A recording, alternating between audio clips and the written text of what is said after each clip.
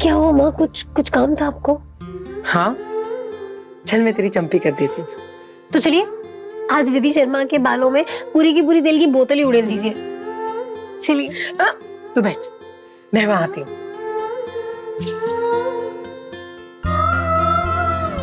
विदु, तुझे पता है आजकल मोबाइल पे ना नई नई चीजें सीखने और सुनने को मिलती है। भी कल किसी ने मुझे एक वीडियो भेजा, उसमें बता रहे थे कि जब बच्चे बड़े हो जाते हैं ना तो माँ बाप को उनके दोस्त बन जाना चाहिए। तो क्या तू मेरी सहेली बनेगी? हाँ माँ, वैसे भी मुझे आपसे अच्छी सहेली कहाँ मिलेगी? और मुझे तुझ जैसी। तुझे पता है विधु, तू वो बनने जा रही है जो कभी मैं बनना चाहती थी। मतलब माँ? मतलब ये कि हमारे जमाने में ये दोस्ती वाली बात नहीं हुआ करती थी ना। छोटे हैं तो माँ की मदद करो, बापूजी की बात सुनो। और हमारे साथ ना हमारी दादी भी रहती थी, एकदम कुर्राट। पता है, वो बातें कम करती थी, लठ ज्यादा चलाती थी। गुड्डे गुड़ियों की उम्र के बाद कभी सहेलियां बनाने का वक्त ही नहीं मिला। जब गुड्डे गुड़ियों का साथ छूटा तो एक गुड्डे से मेरी शादी करा दी गई और मुझसे कहा गया कि अब वही मेरे लिए सब कुछ है और मुझे उनके लिए सारी भूमिकाएं निभानी है, पत्नी की, प्रेमिका की, सब कुछ। तो बस ये दोस्ती वाली बात कहीं कहीं दबकर रह गई। कुल मिलाकर जो सबने कहा वो मैं करती गई, जो सिखाया वो मैं निभाती गई। कैसी भी परिस्थितियां आए बस हंस के रहना है। जो पति कहे वही सही है। माँ, आपने और पापा ने अपनी गृहस्थी की गाड़ी बहुत अच्छे से चलाई है। कोशिश तो पूरी की है। हमारे जमाने में ना हमें इतनी आजादी नहीं मिलती थी, तो लड़के पसंद करना तो दूर, लड़कों को देखने की भी इजाजत नहीं थी। वो तो मैं खुश नसीब निकली कि मुझे तेरे पापा मिले। वो समझदार भी हैं और बाकियों के मुकाबले थोड़े सरल भी।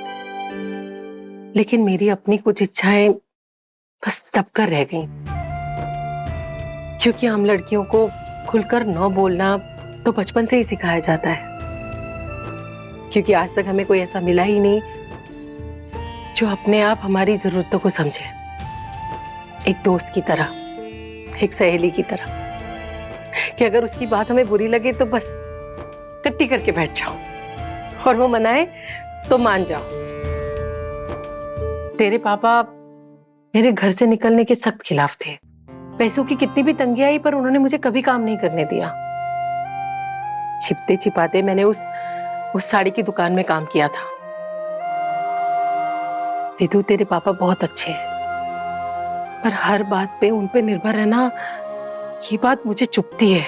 लेकिन माँ, रिश्ते में तो हम एक दूसरे पर बराबर होते हैं ना? बेटा, बराबरी सिर्फ मुहावरों में होती है, रिश्तों में कभी बराबरी होती ही नहीं। कहते हैं ना, रथ के दो पहिए, पत्नी तो सिर्फ पहिया बन के रह जाती है।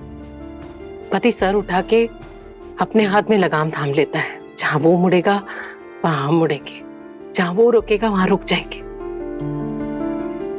शक्ति की डोर हमेशा हमेशा पति के हाथ में होती है।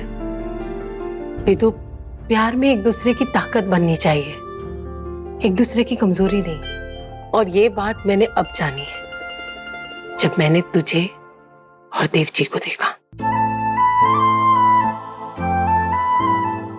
देखा है मैंने कैसे देव जी चुपचाप खामोशी से तेरे साथ आकर खड़े हो जाते हैं, तेरा साथ देते हैं, तुझे आगे बढ़ाते हैं। तू क्या चाहती है ये तेरे बिना बोले समझ जाते हैं। विधि, मैं अपनी छोटी सी गृहस्थी में खुश हूं, पर मैं चाहती हूँ कि तू ना बहुत बहुत खुश रहे, खुलकर जिए, मन मार के नहीं। घर में कोई फैसला लेना हो तो तुझसे पूछा जाए।